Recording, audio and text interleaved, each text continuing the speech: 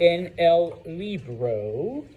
And I don't remember. I'm pretty sure I passed out the alphabet sheet, yes. And the pronunciation one, that kind of, okay, then I can get rid of those. All right. Pretty sure we left off practicing our R's, and I know I had you spell out your names. And so I want to look on page 17 at the bottom part there. Accents, los acentos, okay? Because in Espanol, we do have certain marks that we use, okay? This is the one, like this, that you are going to use the most, okay? Those of you that may have studied French, that's the only one. French has like the other one that goes like that. No, okay? In Espanol, it's just that. Please try not to write it the other way, okay? Now, with the ñ, because it is technically an N with a squiggly line, you just draw a little squiggly thing over the N, all right? So that is your ñ, okay? And then very rarely, so I'm going to put it way over here. Very rarely, you use those two little dots. If you ever studied German, it's called the umlaut. In Spanish, we call it the diéresis. But we typically only use it, and yes, I know it looks like a happy face, only over the letter U, okay? But it's very rarely used, so that's why it's way over in that corner, all right? But, see. Are there like specific words that it's used in? Yeah. So it's very, like, how many words? I don't know, the only one that's coming to mind right now is the word for penguin, pinguino. You have to put those two dots over the U in penguin. So, yeah. Yeah, that's it. I'm like, good question, David. All right. Now, obviously, okay, since you're just writing things out in this class, okay, just, do your line. The video that I posted on Brightspace also gives you instructions on how to do it with electronic devices. So whether you have a laptop, your phone, a tablet, whatever, because there are some strategies on how to do it. Back in my day, or like, late 1990s, early 2000s, you actually had to type in certain codes, okay, and it would give you those marks. You don't need to do that anymore. Although if you really want to know the codes, I suppose I can give them to you, but now there's much easier ways. But what we're focusing on today is why, the reasons, and how to know that you're supposed to put those, because if you don't, you've technically misspelled the word. All right, those are required. Okay, so numero uno. The first reason why we use accent marks, and I'll only refer to the book briefly because I like to explain it my own way. But numero uno, pronunciation. Okay, they basically help you to pronounce a word correctly because, believe it or not, both English and Spanish actually follow very similar rhythmic patterns when you speak, and you put stress on the same parts of a word. Okay, now, whenever a word doesn't follow the normal pattern, in Spanish, that's when we put accent marks on it, all right, to show you. You need to pronounce this a little bit differently than what you're used to, okay? And so if you look at the first bullet, okay, donde está aquí? Words that end in a vowel, the letter N or the letter S, you are always going to stress them, or you're always going to put emphasis on the second to last syllable. Okay?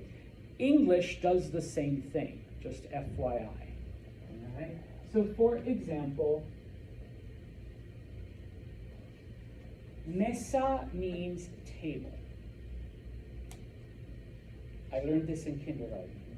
Mesa. Works in Spanish too. 2 syllables. that means you're putting stress. That's the second to last syllable. It's not mesa, it's mesa, mesa, okay? Follows the rule, okay?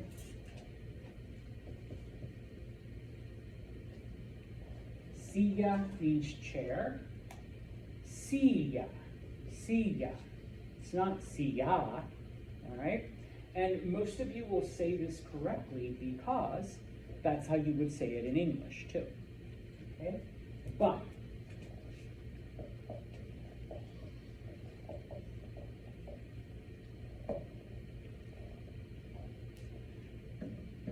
most people, when they see that word for the very first time, will say telefono, telefono, because it ends in a vowel. So the stress should be right here, but it's not. Those of you that have taken Spanish before, what is this word? Teléfono. Because it doesn't follow the rule, we put an accent mark on that E. So when you see that, you do not say telefono, you say teléfono, teléfono. You put stress on that E, okay? And if you have to exaggerate, go ahead, because say here might be thinking telefono, but what Senor Santos hears is telefono. You know, you may think you're exaggerating, but you're actually doing it right, okay?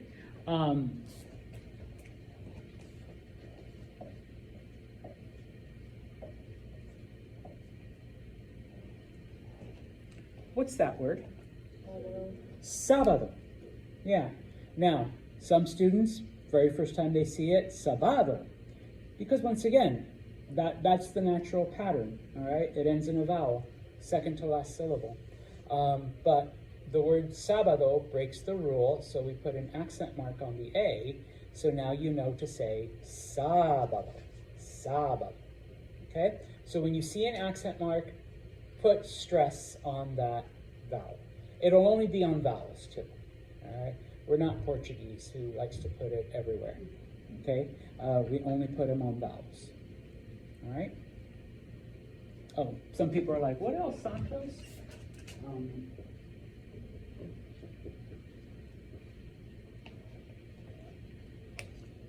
Does anyone know what that word is? Lapis. Lapis means pencil. Okay? Because if you look at the next bullet, other words have their accent on the last syllable. That should be lapis. Lapis. Okay? According to the rule. But it's not. It's lapis. Lapis. Okay? So, pronunciation. Okay? That's the main one. Number 2.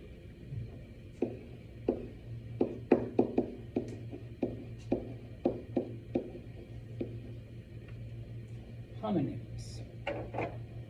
First off, what is a homonym? Sounds the same, but it's a different meaning. Yes, words that sound alike. In English, y'all are nice. 222. T-O, T-W-O, T-O-O. All right, you spell it differently. So you can see that they're different words. Yeah, you guys might not spell it differently, but yeah. There, and there. T-H-E-R-E, T-H-E-Y, apostrophe R-E. Oh, T-H-E-I-R, okay? Spelt differently, but they sound the same. In Spanish, unfortunately, we don't do that, all right? So there's actually quite a few homonyms in Spanish. I'm only going to give you the 3 that you're going to encounter a lot in Español Uno.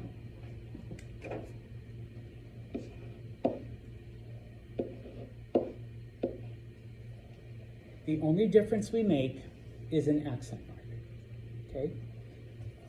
El, with no accent mark,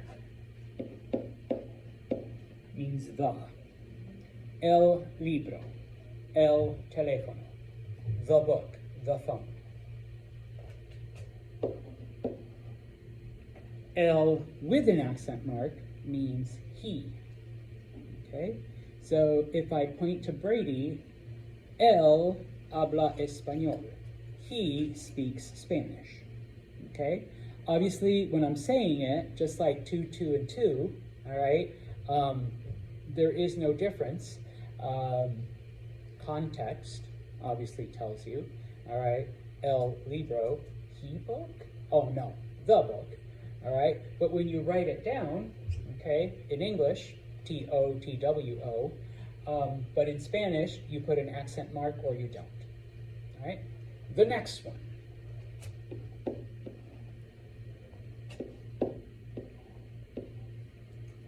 This one we've kind of already done. Well, at least we've done this one. What is tú with an accent mark? You. This one means you. Tú with no accent mark. It's pretty close. Your. Okay? So I may look at Jenna and say, tú hablas español. You speak Spanish. Okay? Or I may look at her desk and say, me gusta tu computadora. I like your computer. Okay? Wait, did he just say, me gusta, I like you computer? No. Okay? It's, I like salud. I like your computer. Okay? So, once again, they sound alike, but when you write it down, that's the difference. The last one, and I thought I'd have more room, but I don't.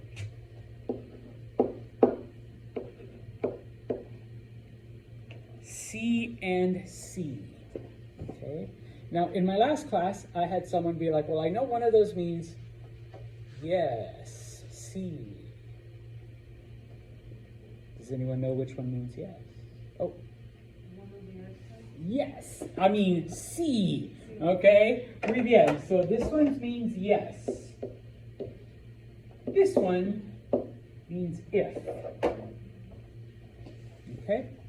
So, all right? And yeah, if you put the wrong one down, you've technically misspelled it, you know, and some students, you know, maybe we're writing like about Brady, él habla español, he speaks Spanish, and you just write EL and that's it. And you're like, but Santos, you knew what I meant. Right? Yeah, I knew what you meant. I could tell by the context. But that doesn't change the fact that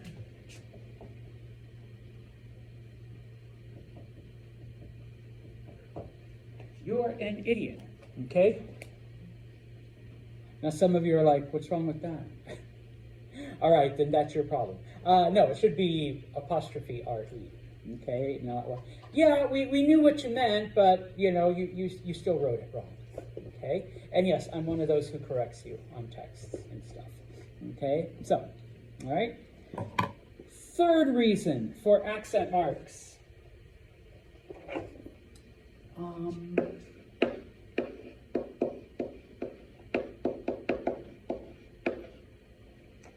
Any question word, any interrogative word, how, who, what, where, why, okay? In Spanish, they all take an accent mark, okay?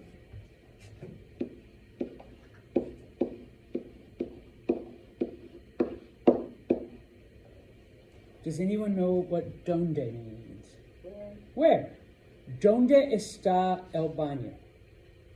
I am asking you, where is the bathroom? ¿Dónde está el baño? Now, if you were to say, yo sé dónde está el baño, I know where the bathroom is, you don't need to put an accent mark because you're not asking a question. You're making a statement. This part's a little confusing.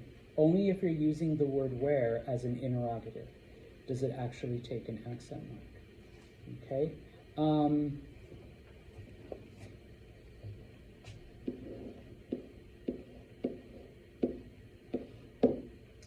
Does anyone know what que means?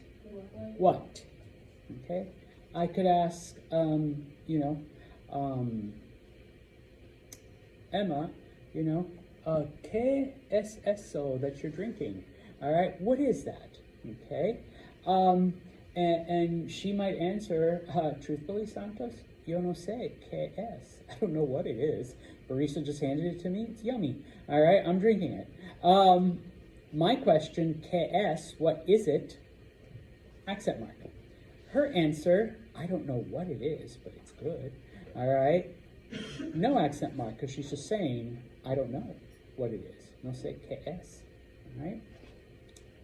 So, interrogatives. The other thing about questions, hopefully you've picked up on it.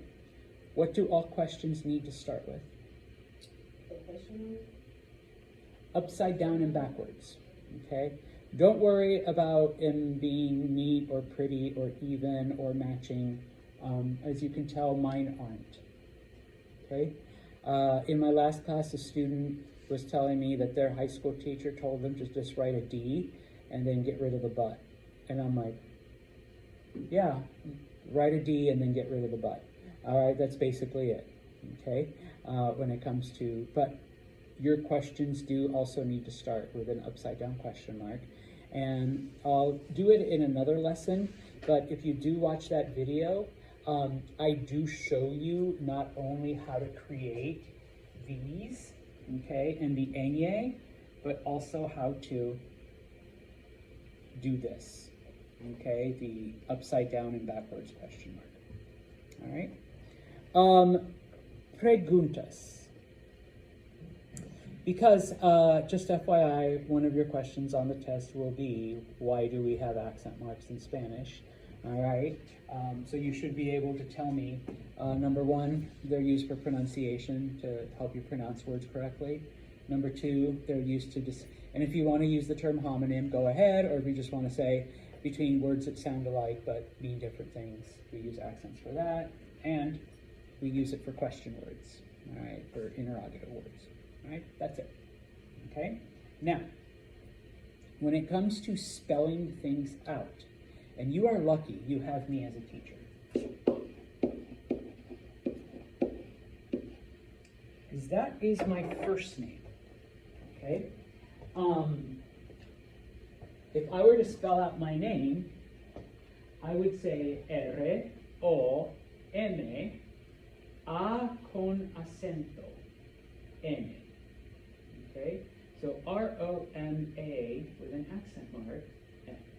All right, because without it, my name is actually Roman, and it's not. It's Roman. All right, or at least that's what my parents do. Okay, all right. So yeah. All right. Sorry, I'm looking.